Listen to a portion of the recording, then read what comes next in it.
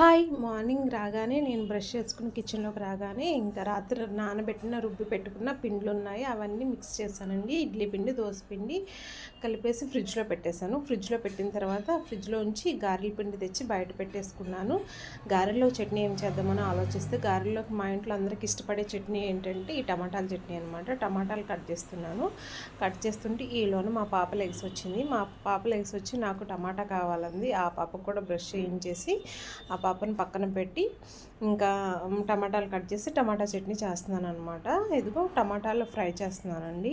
ఈలోనే టమాటాలు ఫ్రై చేస్తుండగా మా వారు లెగ్స్ వచ్చి నాకు కాఫీ కావాలన్నారు. సర్లేని ఆయనకు కాఫీ కలిపేశాను.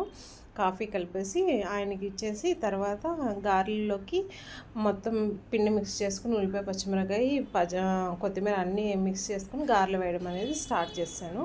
ఇక్కడ గారెలు వేస్తూనే ఇంకో పక్క టమాటాల చట్నీ అనేది చేసేసాను. మా ఇంట్లో గారెలు ఎప్పుడు